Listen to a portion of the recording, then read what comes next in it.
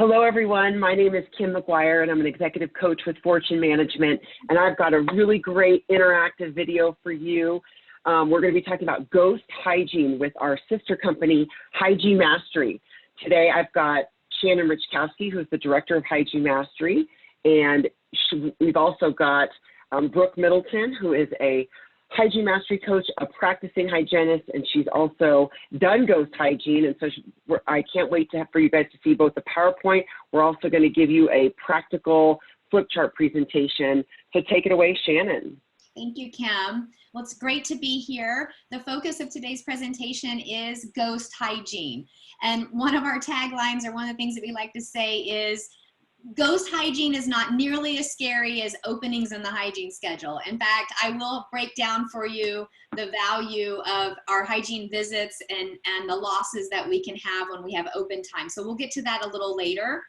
We are going to use this time together to really take a deep dive in, and our intent is so that you can have something to take back and apply for your practices. A few things that we're going to keep in mind during this presentation is, one, every practice is slightly different. So we need to keep that, we need to be mindful of that, because ghost hygiene can have several different layers and can be applied in or modified based on how aggressive you want to put the system in place. And that's going to be dependent on the size of practice, the type of practice that you're working with, and so forth. So we'll continue to help show you kind of a guide on, are you going to be extremely aggressive, moderate, or slightly as we go. And that'll all make sense as we continue the presentation. As we go forward, we're going to actually use a strategy that Fortune Management teaches. And we find that this formula, the ultimate success formula, is extremely powerful for practices. So if you don't get anything out of ghost hygiene, you absolutely should take away that there's a formula you'll want to put in place immediately for anything that you want to create change and success in. We're going to use this as our guide as we move forward so that everybody can digest the information and we're staying organized. So first and foremost, let's talk about our outcome when we're discussing ghost hygiene. I'm going to tell you the definition of ghost hygiene, and then I'm going to give everybody a moment to digest that. Ghost hygiene is an intentional, proactive, managed double booking in the hygiene department. I know that all you heard was double booking, so I'm going to say that again. It is intentional, proactive, managed, meaning controlled, double booking in the hygiene department. It is not double booking with the intent to create massive chaos, and we have patients showing up all over the place and we have no idea who's going to see them, and hygienists are going crazy. That is exactly the opposite of what it is. It will be taught to you in a way that allows you to manage and control the situation so you can get a very intentional outcome. And let's talk about those outcomes. So first and foremost, we know that patients need care. And in order for them to get care, they need a reservation or a spot on the schedule so that they can come in and see the hygienist. This allows us to create a controlled schedule, ensuring that you will be able to see patients. It's very challenging to overcome openings and broken appointments when we know we're going to have them, but we don't have patients to put in them. We know we work short call list and past due list, and we all know that there is a lag time sometimes on how quickly that will work. So the ghost hygiene will help you keep the schedule full, that allows you to take the very best care of the patients, and then second of all, having a more productive dental hygiene business. And in return, since the hygiene business is the lifeblood of the practice, we know it's going to immediately impact the success of the practice as well. So that's our intentional outcome. And then we're going to move into our why. And this is going to be critically important that everybody who is listening to this webinar understands. We've got to enlist the leaders of the practice, the owners of the practice, the doctors, the office managers, your source leaders, your coaches. They've all got to be in alignment on the why, because the team is going to need to hear the why. And if you may notice, I use the word team. I did not use the word hygienist. This is a team system. It is not a hygienist system. It is not for us to double book and then hopefully the hygienist can figure out what to do with that. This is a organized, managed, control approach that the whole team needs to understand how to use. And the whole team is going to want to be involved in the why process so that we can work through any obstacles that may come up. as you know, even the best systems out there have some obstacles. The greatest teams will be the ones that are willing to maneuver and adjust around those to still get their intended result.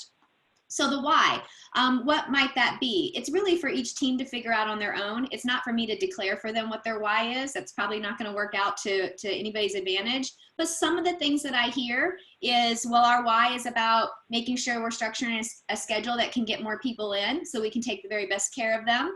I have practices come up with a why in the fact that they want to be more productive so that they can invest in technology and continue to offer benefits for their team.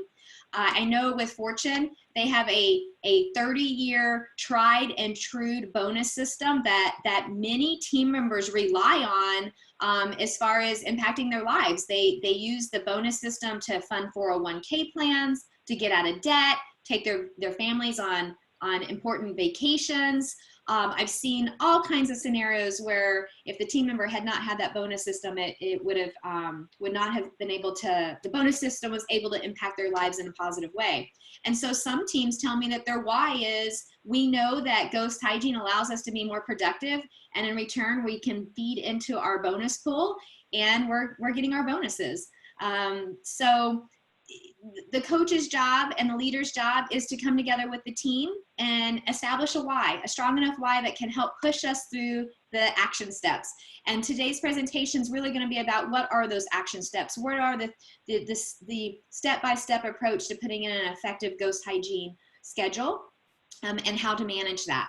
And then, of course, we're going to hit on monitoring, and I'm going to show you some quick math that you'll want to be doing on a regular basis to know if you're getting the results you want. We know that if it's worth doing, it's worth monitoring, because how in the world do you know if you're getting your intended outcome if you're not monitoring your results and know that if you need, knowing that there may be some modifications or adjustments to make in order for you to go to the next level.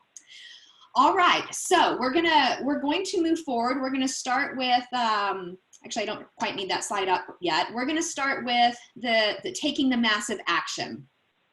So some things to think about here. Obviously, the first step is massive action is getting that why in place. I already talked about that. I'm not going to go back and do that again. This next step is on the visual scheduling side. In your scheduling software, you are going to want to create a column that's labeled at the top Ghost Hygiene.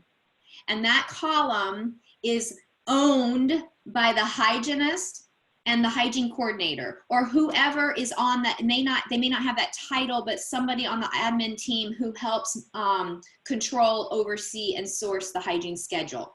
So there's basically two parties here. This is not a hygiene column that's free for all for anybody to schedule patients in. It is set up for the discretion of the hygienist to identify patients that will go into it, and the hygiene coordinator or admin source leader that manages the hygiene schedule. And you heard me say managed, because this is not a create it and leave it system. This is a managed system that requires focus and attention in order for you to get your outcome.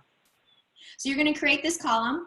You're then going to identify your whether you want to be conservative with Ghost Hygiene or extremely aggressive, because you're going to block this column to show how many Ghost Hygiene patients you would like to accommodate on any particular day. This is going to be practice specific. So for example, if you have a practice that has one hygienist, you're a single doctor with one hygienist. So first of all, if you are that, reach out to Hygiene Mastery so we can show you how to get a second hygienist, because you really should be able to maintain two hygienists for every one doctor. But let's say you've got one hygienist.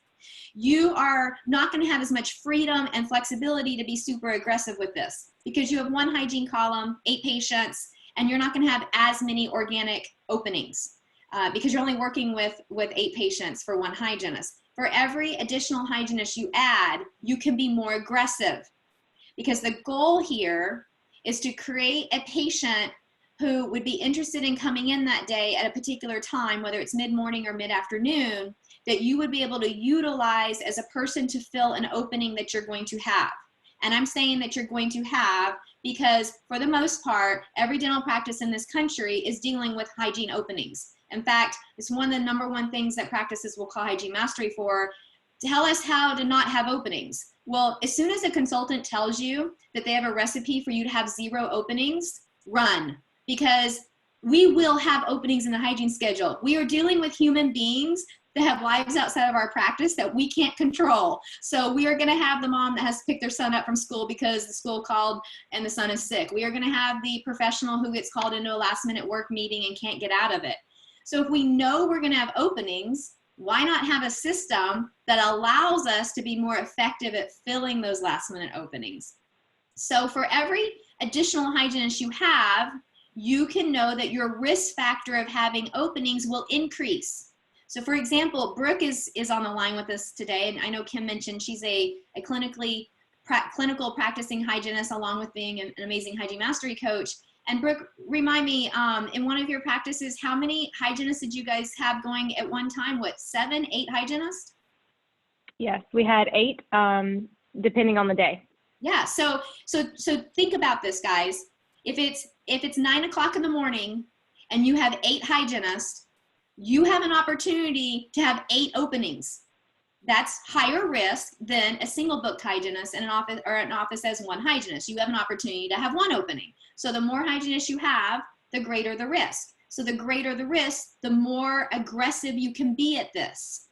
Another way to look at this is in Brooke's scenario, or let's use some simple math here. If you had 5 hygienists going at 9 o'clock, a ghost hygiene patient that's scheduled could potentially fill up to 5 hours, right? Across the board, you have 5 hygienists at 9 o'clock, 5 patients. However, there's even more to the story here. Yes, it could fill, the ghost hygiene patient could slide easily into that 9 o'clock space that could open up, which is 5 spaces. So there's 5 potential opportunities. However, the ghost hygiene patient is also a patient that we may be able to maneuver up by an hour or down by an hour. So one ghost hygiene patient around 9 o'clock could potentially fill up to 15 openings in this example. You following me? Because you got the 5 openings at 9 o'clock, you got the 5 openings at 8 o'clock, and you have the 5 openings at 10 o'clock. So in a 3-hour window, you could have 15 possible openings, and that one ghost hygiene patient would be an opportunity to fill one of those. Now, you're probably not gonna have 15 openings. However, I think we could all agree you're probably gonna have 1.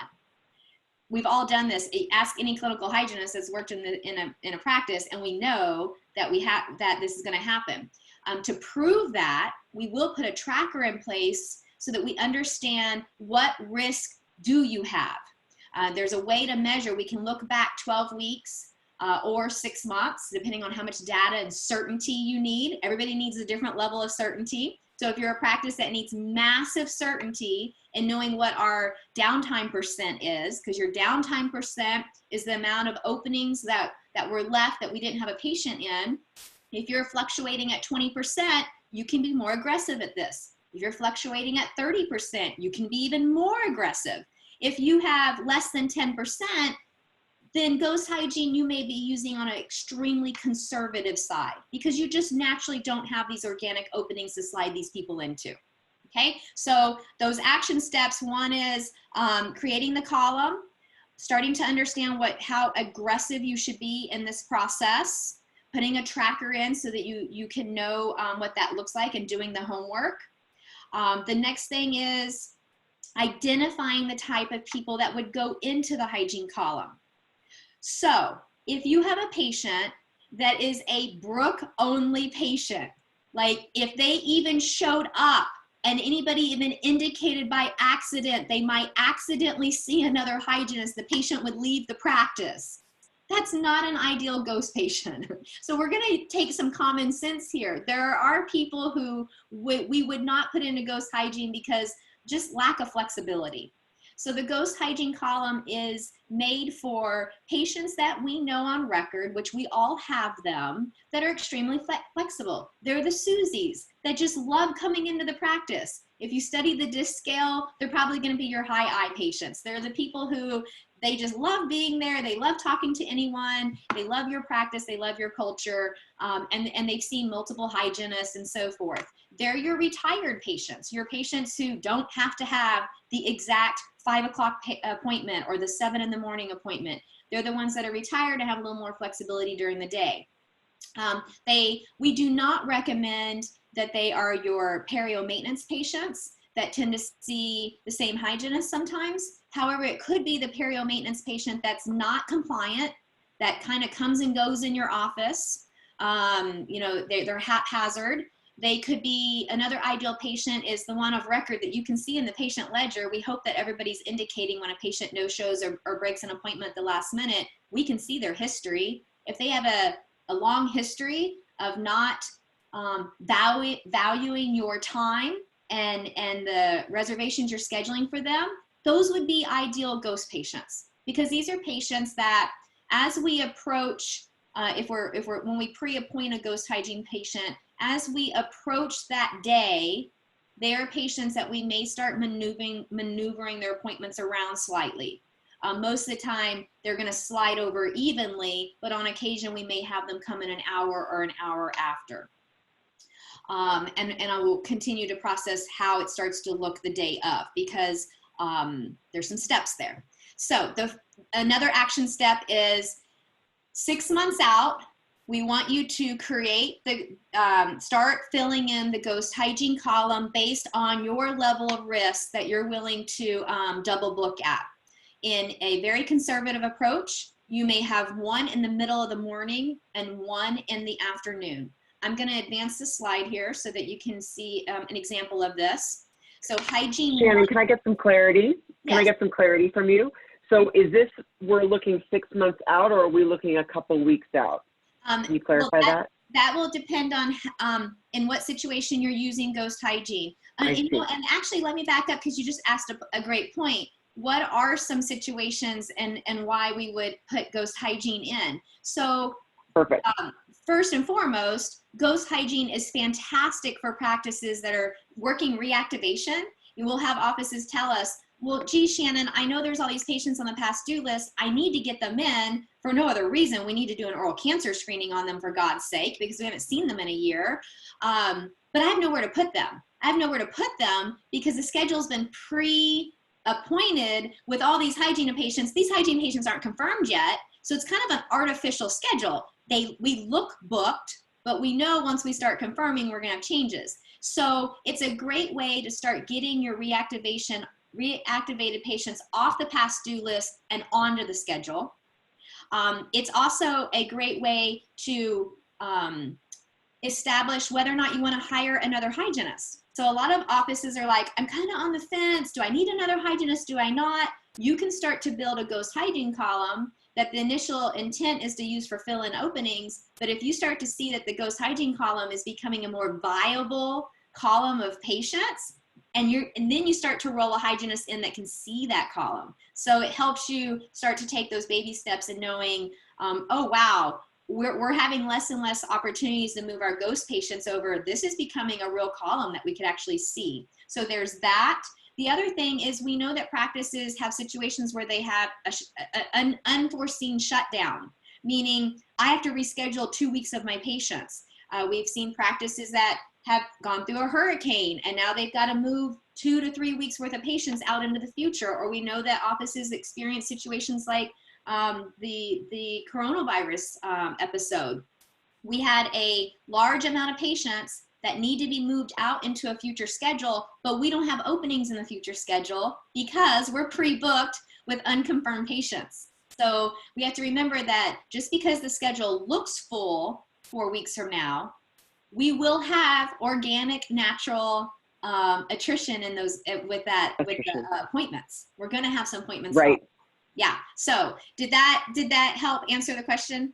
That was perfect. I know some of our practices have experienced floods or an injury of the doctor. I mean, there's a lot of different ways that our practices get interrupted. So this is great. Yeah, and this is a great opportunity. Brooke has a really unique example. Not all practices are going to go through this, but Brooke has a really unique example where this is why they started using ghost hygiene. And then they were like, oh my gosh, this works so effectively. Let's just keep this in place regardless. Brooke, talk about the initial reason you guys put it in place. So our practice is a 2-location practice. So one of our practices is located on an island, and there's a bridge that is right next to the office. So that's how most patients got to our office. Well, they informed us probably 2 months before this happened that they were going to be closing the bridge down. And of course, it kind of reminds me a little bit of coronavirus. Everybody was in a mass hysteria. Everyone was kind of freaking out. The patients were. And of course, it made us a little worried about our jobs because no one wanted to go to that office because that bridge was closing down and they would have to go all the way around the island to come and see us. So they were like, well, we'll just go to your other location. Well, in reality, we can't have all patients coming to that one location. And we also, what happened was our schedules were full at this location and they were completely empty at the other location. And we were like, well, I mean, we have to work too. If our schedules are empty, they're going to send us home. So we had to come up with something. And we ended up utilizing the ghost hygiene column, and it saved us from having to worry about not working. Yeah.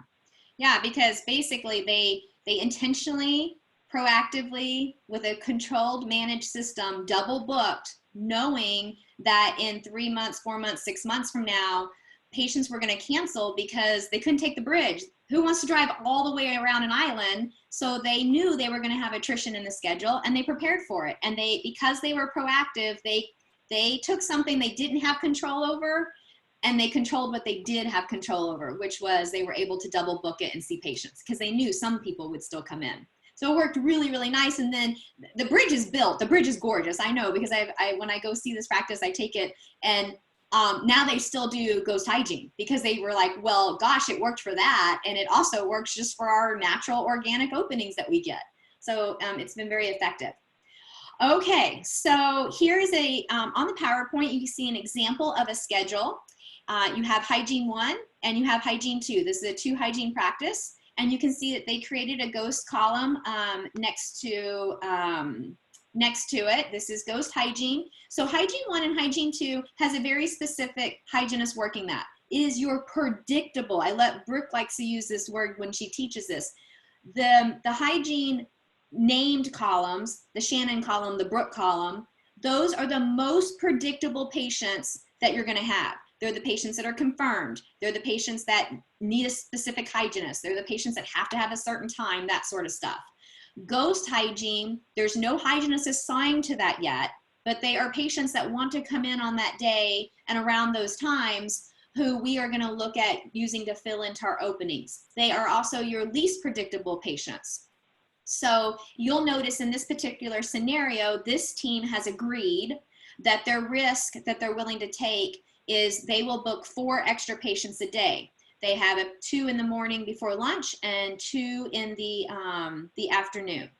So those 4 openings are openings that a hygienist can pre-appoint a patient in. So 6 months out, we're gonna put these patients in. If we're talking about a scenario that is the office is flooded and we need to reschedule 2 weeks of patients, this ghost column could be used as early as 2 or 3 weeks from now. In this example, it's a 6-month pre-appoint, but it'd be no different than if we were pre-appointing these patients 3 weeks and so forth, okay? The only people that are allowed to put patients into this is the hygienists that know our patients. We know our patients very well. We know who's very flexible, and the hygiene coordinators who are on the phones with patients, talking with them and getting a sense for their flexibility as well. I'm going to move to the next slide so you can get another view of, so this first slide this is what it looks like before patients are in. Here's an example of what it looks like about 2 weeks before the patients are going to be seen. Now our confirmation process has started. So these are people who are all scheduled at this point. 2 weeks out, you're 3 weeks out, your practice is, the schedule is pretty much defined as it's going to be. Your 6-month appointments are in there. Your perio maintenances from 3 months ago are in there. Your ghost hygiene patients are scheduled as well. Your schedule is going to look pretty full. Then we start our confirmation process. And this is where the management starts because things are going to start moving. Things are not moving around because you're doing ghost hygiene. Things move around in your schedule because that's the nature of the business. You are now communicating with people who scheduled an appointment 6 months ago, and their lives might have changed a little bit. They may not even live here anymore. They may not even have a working number. It's always shocking to me.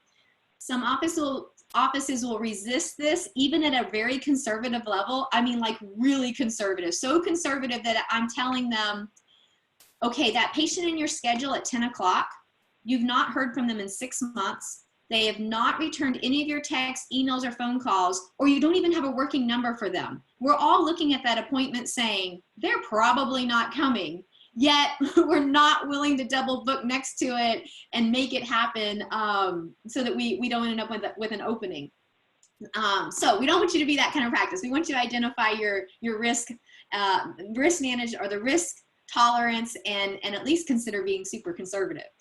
So in this example, you can see that Hygiene 1 has some confirmed patients and some unconfirmed patients, or patients that have left a message. You always confirm your most predictable columns first. So you're going to confirm Hygiene 1 and Hygiene 2 first and start to see what's going to happen there, because you may just from confirming their main columns end up with an opening. You would then, after you've confirmed your main columns and you organically have an opening, you'll be able to just move your ghost hygiene patient over into the opening and confirm them as well. After you confirm your main columns, then you're going to go to your ghost hygiene column, and you're going to confirm them and identify, because some of them will also cancel on occasion. So now you'll automatically know, well, my ghost hygiene patient at 1 o'clock, they canceled too, so they're not even coming. So there's nothing there for me to even start to manage or work around. Here is an example. This is 2 days before. So 2 days before, you're going to start working the schedule. This is where you start. The best practice is start putting the pieces together. You need to get rid of the ghost hygiene patients. You need to find the time that's going to work for them. So 2 days out, we still, in this example, have 2 unconfirmed hygiene patients. We've left messages, we've sent text messages, we've sent emails. We have not heard from them. And in most situations, we've not heard from them in 6 months. So at this point, you are going to move the left messages out of the main columns, because those are unpredictable appointments. And you're going to move the confirmed ghost hygiene patient into it. So what this comes down to is the patients that confirm, they get the actual appointment. The ones that do not go into the ghost hygiene, and we are going to work, because 2 days out, we should know if they're coming. We should know. We're going to then, a day out, start getting them rescheduled. So you can see an example here. We've moved our confirmed ghost patients. Now you have 2 solid, predictable columns full of people that have confirmed. And you're probably naturally still going to have somebody that at the last minute can't come, but it's as best as it's going to get right now. Now what you're left with is 2 ghost patients that we need to reschedule. Let me see if there's another image here that I want to show you. Nope, sorry, we're not going to that yet. So how do we reschedule these 2 people? Now in this situation, this practice is being more aggressive, because they, with only 2 hygienists, they scheduled 4 extra patients. That doesn't mean that's how your practice is going to do it. You most of the time may either have no ghost hygiene patients left, or you may just have 1. And it looks like this. The late afternoon, a day and a half before, or the day of, you're calling them and you're informing them. Susie, this is Shannon at Aesthetic Family Dentistry. We have not heard from you. We've tried to confirm your appointment multiple times tomorrow with Brooke.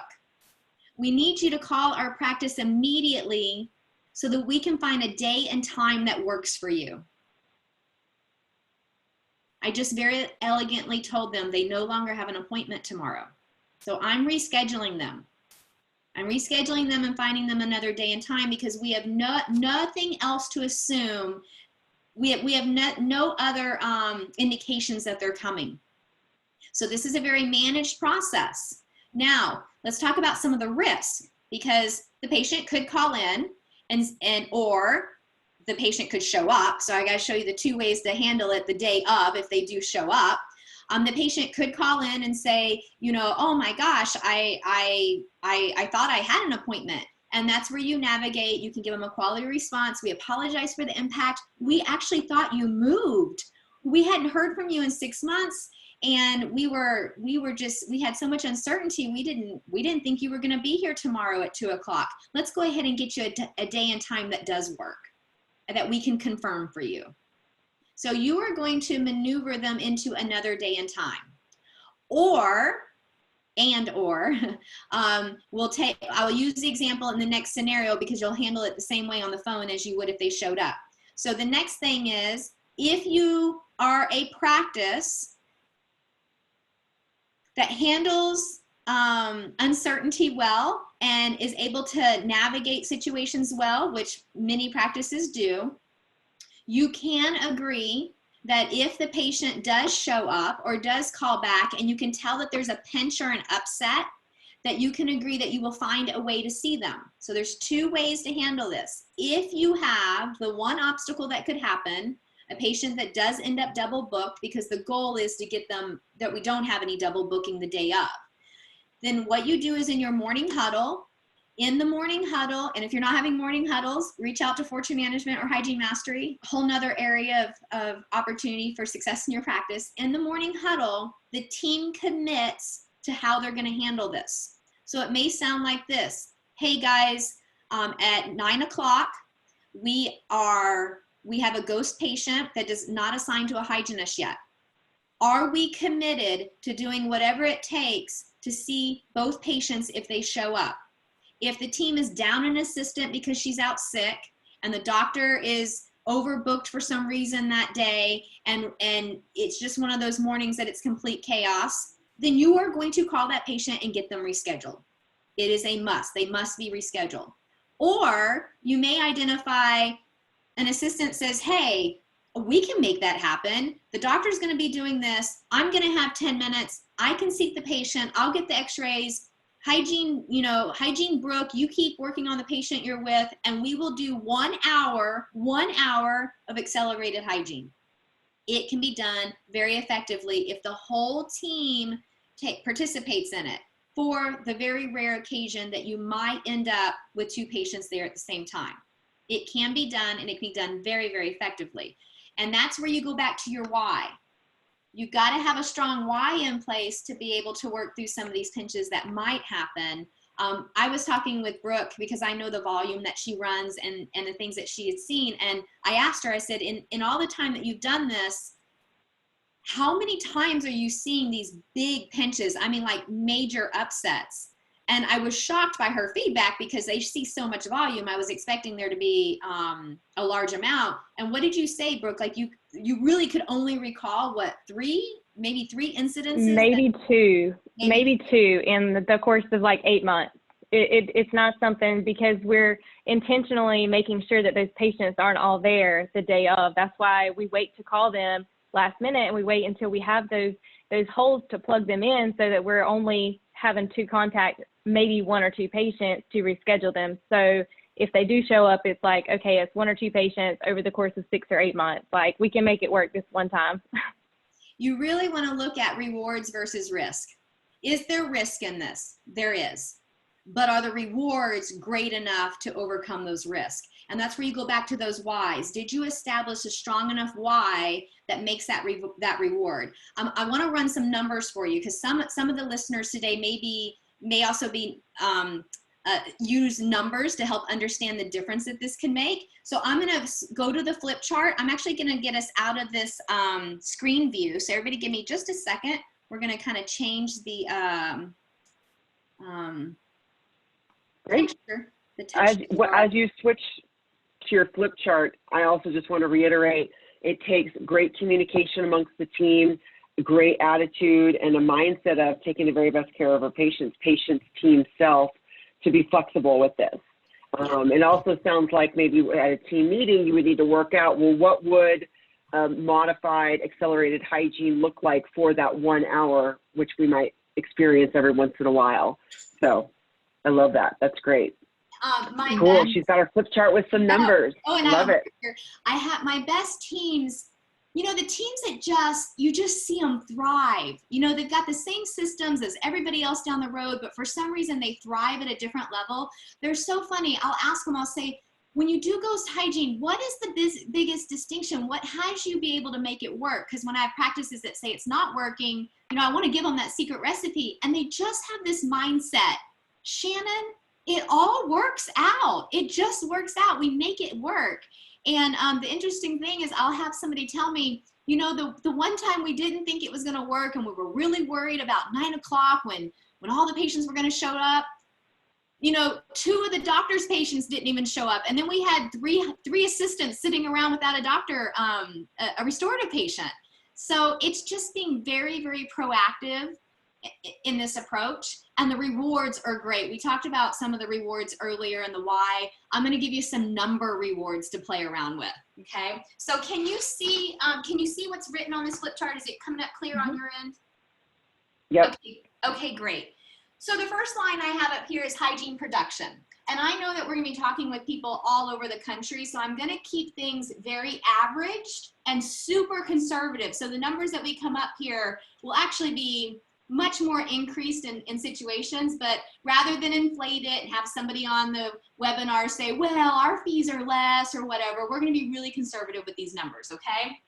So hygiene production on average, not hygiene mastery hygienists, because we know they produce a lot more, but let's say a very basic, simple prophy appointment, exam, x-rays, prophy, that sort of thing. No next level services. Let's say 150 an hour.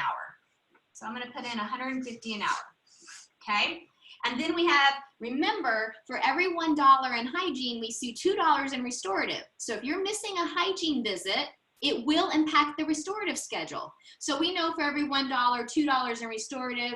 In Hygiene Mastery, we tend to see $3 because we find a lot more treatment and have massive enrollment skills, but let's stick with the $2.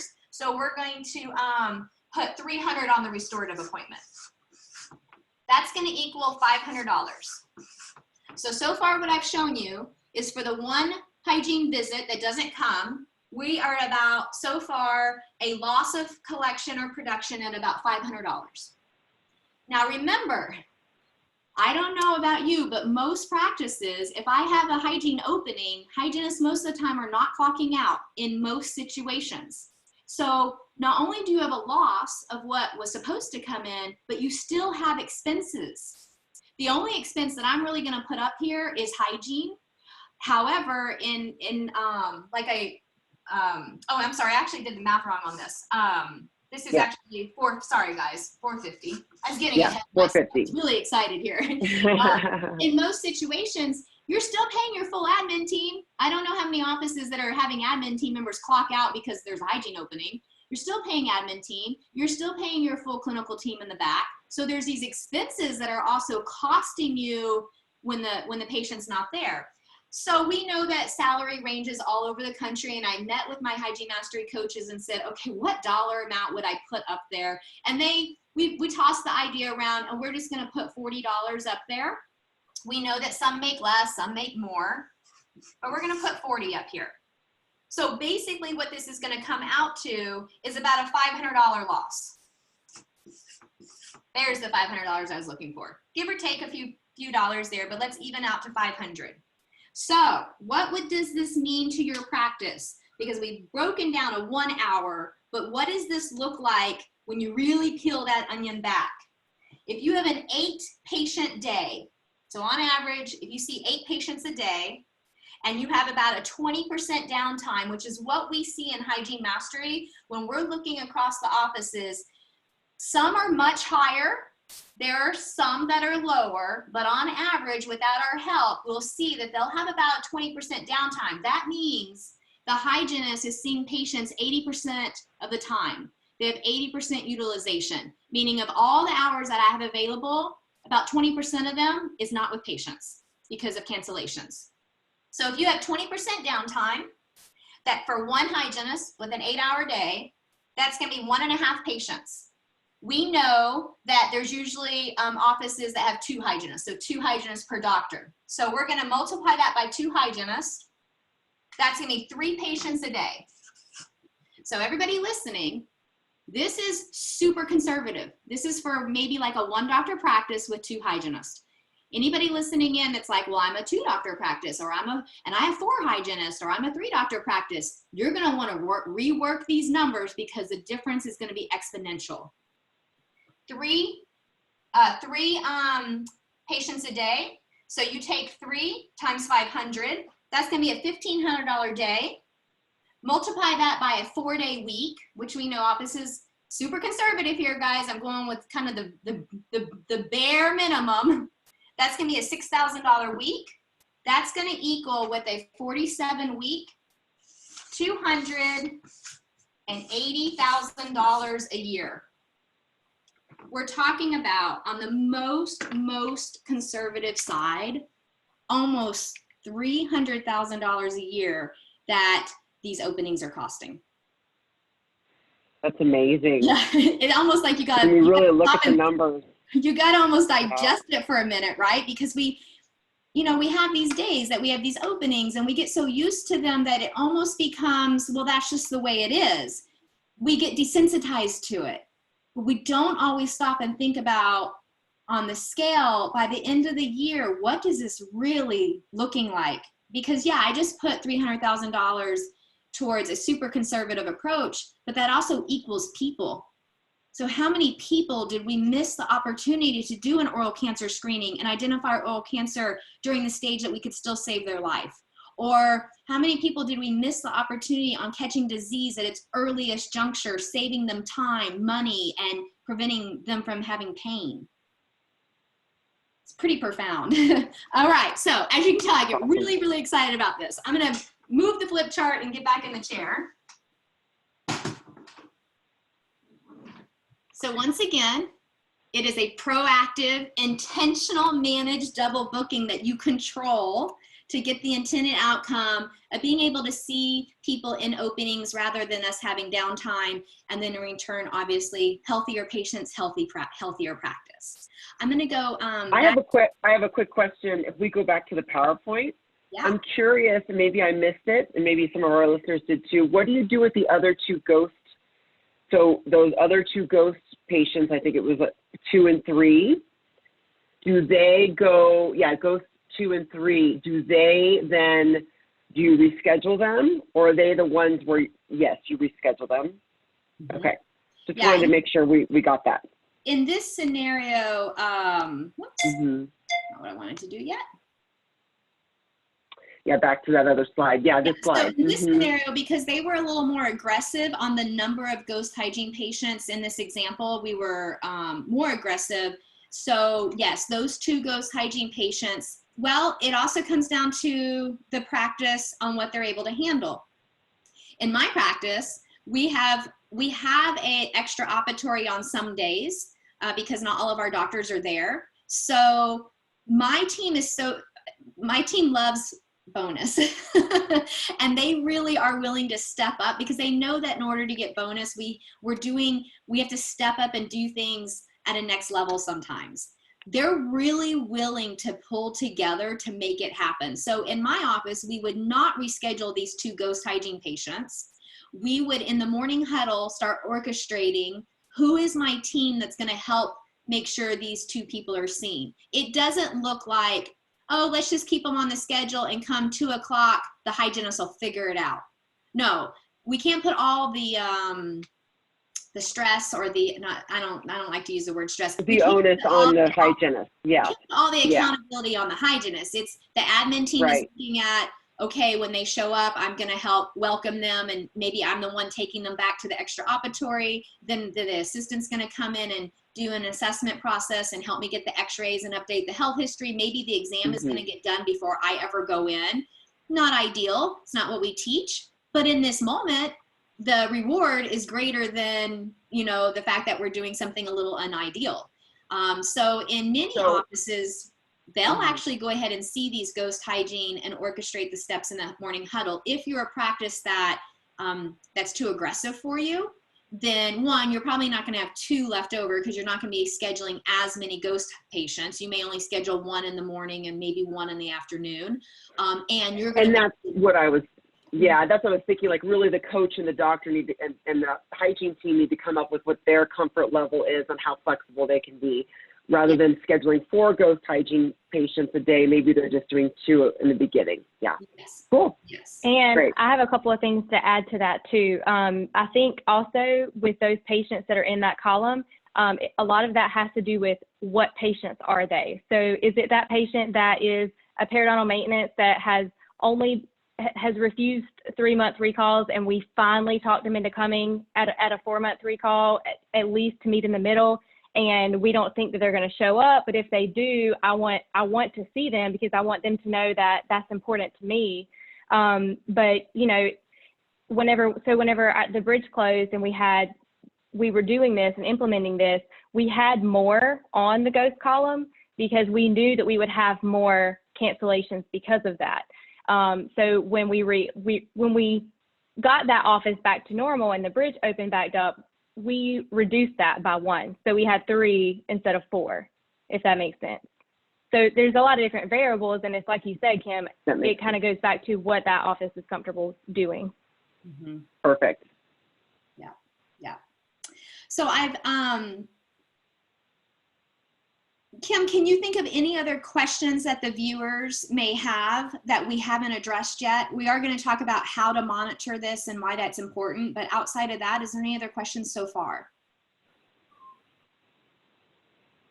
No, I think you went over it. The 2 days out sounds like the magic time of really making sure who's going to get who are we going to slide over.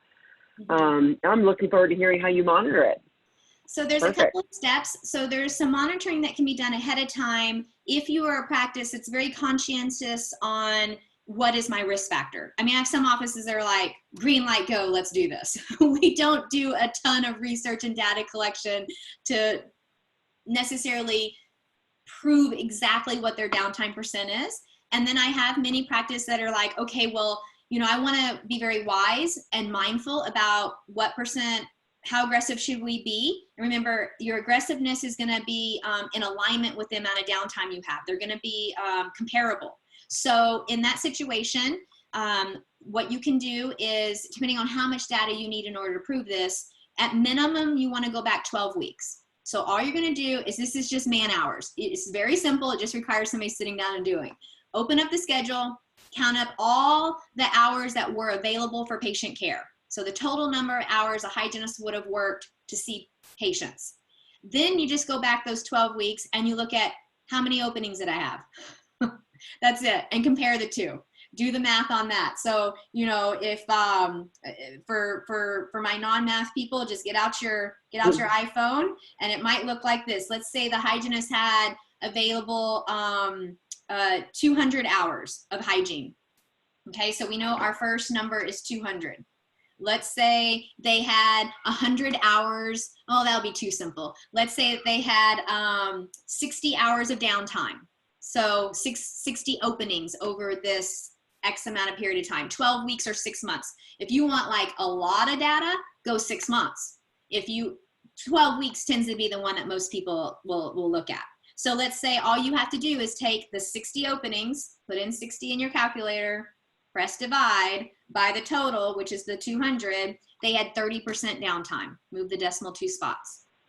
So basically, yes, for you math people, the numerator would be the 60 hours and the denominator would be the 200, and you get a percentage. Yeah. The way 30%, that's pretty 30%. Crazy. And that sounds crazy, but I challenge everyone on this webinar, go back and do it, and you will be shocked, because we get desensitized because openings are normal.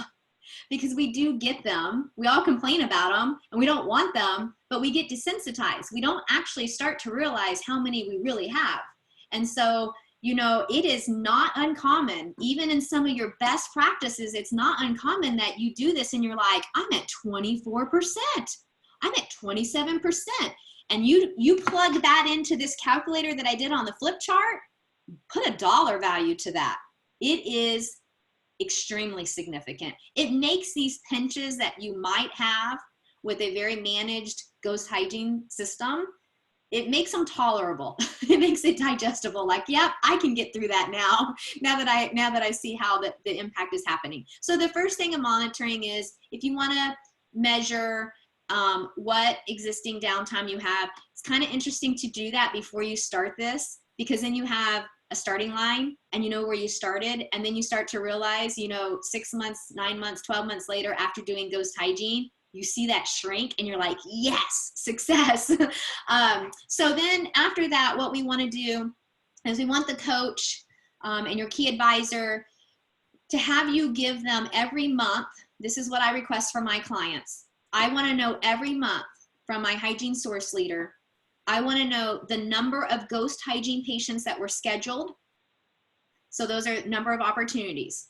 I'm looking for opportunities here. How many were actually scheduled? How many did we utilize? Meaning, of the 10 ghost hygiene patients that were scheduled this week, how many did we end up putting into an opening? And then of course, I'm going to put some dollars on that so I can say, hey guys, your efforts, you ended up seeing 8 of your ghost hygiene patients out of 10. And this is the recovered dollars that because of your efforts that you ended up getting. So that's kind of fun. And then I want to know from them, how many pinches did you have? So I have them report to me, well, this month we had 2 pinches. And then we look at those pinches and we learn from them. Well, first of all, how big was the pinch? Because sometimes we have a pinch and we kind of make it bigger than it really was. So we break it down. How big was the pinch and how could we have avoided that in the future? What could we have done differently? Sometimes we just agree that we had a pinch, but the rewards were worth the pinch. So sometimes that's the conclusion. The reason why I have them measure the pinches is obviously we can learn from them. So that's obvious. But also, human beings tend to remember the pinches over rewards sometimes. We've all done that, right? We've had something happen and then everything seems bad and all we can think about is the negative. So it forces them to realize that, yes, you had a pinch. Like Brooke, when she had to really think about it and she had 3, if I told you how many patients she actually saw, you'd be like, yeah, I tolerate those 3 anytime. So it's really having them have to digest and come to terms with, okay, it was one time, guys. It was one time. One time out of Right. And then it gives them an opportunity to mastermind, how are we going to handle that in the future? And right, exactly. Exactly. Yeah. Was the pinch more about, we really should have just blatantly rescheduled that patient and pressed to reschedule them? Or is it that the hygienist felt like there was too much pressure on her shoulders to see 2 people at once and didn't really feel like she had the team support? Well, that's not really a pinch. That's just a quality request. Hey guys, for us to keep doing this, I need to know my team has my back. Then the team can step in and say, hey, I apologize for the impact. Next time, I'm totally on board with this. I understand how we're doing it. So there's great opportunity here for, one, collaboration and team building and learning how to work together and overcome obstacles. Awesome. And I love the slide. It talks about what it gets monitored, reported, and acknowledged, per your point, gets results. Yes. So I hope that this webinar has been beneficial for any practice that is looking at how to have a more effective and productive hygiene schedule. And obviously we are here to support you. Please reach out to Hygiene Mastery. You can email Shannon at hygienemmastery.com or Brooke at hygienemmastery.com. We have an entire team of advisors that are prepared to support our practices. Kim,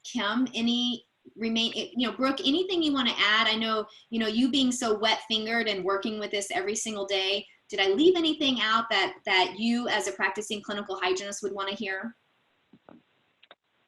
I don't think so. Even when we had those pinches, the 2 or the 3 over the 6-month period of time, that wasn't for every hygienist. That was for the office as a total. So it's a lot easier to look at it that way when, it's not like every person's going to have to deal with that every 6 months. It's, as a team, that's all that we had to deal with because of the way that this is designed.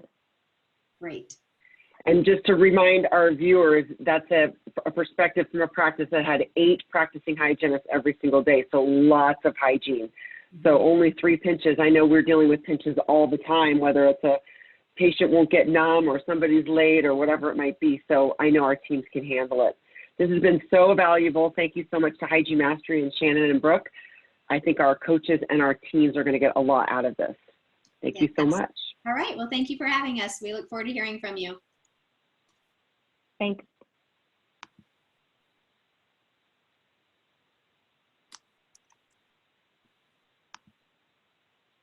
I'm going to stop the recording as soon as I find it.